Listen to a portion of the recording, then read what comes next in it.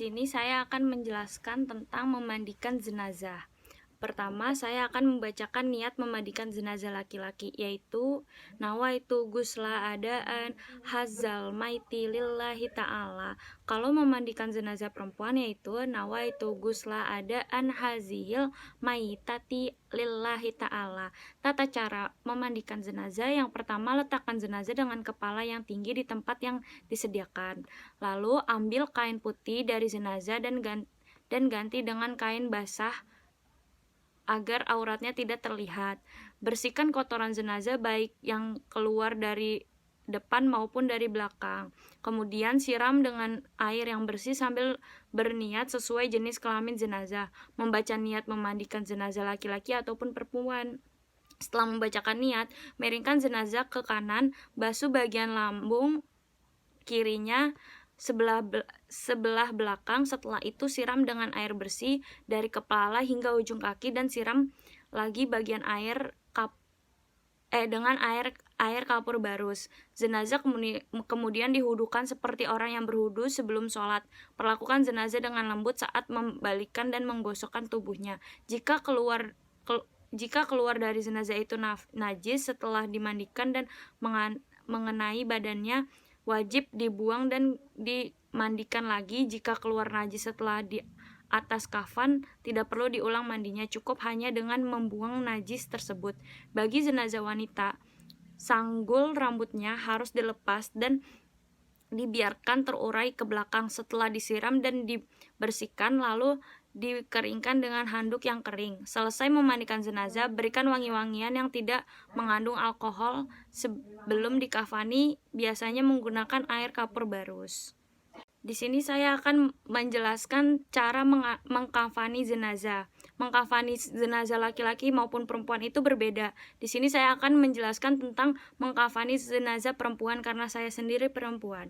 Langkah pertama, bentangkan 2 lembar kain kafan yang sudah dipotong sesuai ukuran jenazah. Letakkan kain sarung tepat pada badan di antara pusar dan kedua lututnya. Setelah itu, persiapkan baju gamis dan kerudung di tempatnya. Selanjutnya, sediakan 3-5 utas tali dan letakkan di paling bawah kain kafan. Sediakan juga kapas yang sudah diberikan wangi-wangian yang nantinya dilakukan pada anggota badan tertentu. Letakkan kapas yang sudah diberi wangi-wangian di tempat anggota tubuh seperti halnya pada jenazah laki-laki, seperti hidung, telinga. Kemudian selimutkan kain sarung pada badan jenazah antara pusar dan kedua lutut. Pasangkan baju gamis seperti kain kerudung.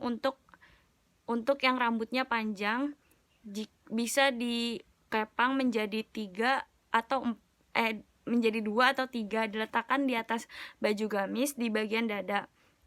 Terakhir, selimutkan kedua kain kafan selembar demi selembar, mulai dari yang lapisan atas sampai paling bawah. Setelah itu, ikat dengan beberapa utas tali yang tadi telah disediakan.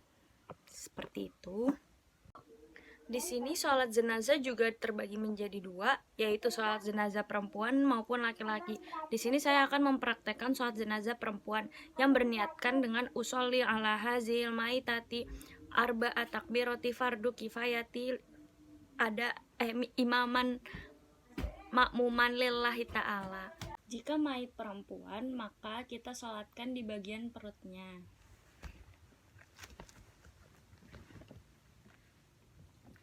Allahu Akbar. Bismillahirrahmanirrahim. Alhamdulillahirabbil alamin. Arrahmanirrahim. Maliki yaumiddin. Iyyaka na'budu wa iyyaka nasta'in. Ihdinas siratal mustaqim. Shiratal ladzina an'amta 'alaihim ghairil maghdubi 'alaihim waladdallin. Amin. Allahu Akbar. Allahumma sholli ala sayyidina Muhammad wa ala ali sayyidina Muhammad kama sholaita ala sayyidina Ibrahim wa ala ali Ibrahim. Allahu Akbar. Allahumma gfir lahu warhamhu wa'afihi wa'fu anhu. Allahu Akbar. Allahumma la tahrimna ajrahu wa la taftinna ba'dahu wa waghfir lana wa lahu. Assalamualaikum warahmatullahi. Assalamualaikum warahmatullahi. Di sini saya akan menjelaskan cara-cara menguburkan jenazah, baik perempuan maupun laki-laki. Pertama-tama, dibuatlah liang lahat sepanjang jenazah yang di dalamnya kira-kira setinggi orang, ditambahkan lengan dan lebarnya kira-kira 1 meter. Di dasar lubang dibuat miring lebih dalam arah kiblat. Maksudnya agar jenazah tidak mudah dibongkar oleh binatang buas seperti jenazah yang membusuk. Setelah jenazahnya membusuk. Lalu setelah sampai di tempat pemakaman, jenazah dimasukkan ke liang lahat, posisi miring ke kanan dan menghadap kiblat. Ketika kita meletakkan jenazah, hendaknya membaca doa dengan menyebut nama Allah atas agama Rasulullah. Lalu ketiga, tali-tali pengikat kafan dilepaskan, pipi kanan dan ujung kaki ditempelkan ke tanah. Selanjutnya jenazah ditutup dengan papan kayu atau bambu, di atasnya ditutup dengan tanah sampai galian liang kubur kembali rata. Tinggi gundakan tanah kuburan dari permukaan tanah, dan di atas kepala diberikan tanda batu nisan. Ini dimaksud agar berbeda dari yang lain, agar kuburan dapat terjaga dan tidak dihinakan. Hal ini sesuai dengan hadis Rasulullah, yaitu sesungguhnya Nabi menggali liang lahat dan menancapkan batu bata yang meninggalkan kuburan sekedar 1 jengkal. Lalu tanah kuburan jenazah disiram air mawar dan air biasa. Hal ini sesuai dengan hadis bahwa sesungguhnya Nabi telah menyiramkan kuburan putra beliau Ibrahim, mendoakan dan memohon ampun jenazah. Hal ini sesuai dengan hadis Nabi yang artinya apabila Nabi selesai menguburkan jenazah, beliau berdiri di atas dan bersabda, mohonlah ampun untuk saudaramu dan memintalah untuknya supaya diberikan ketabahan karena sesungguhnya ia sekarang ditanyakan.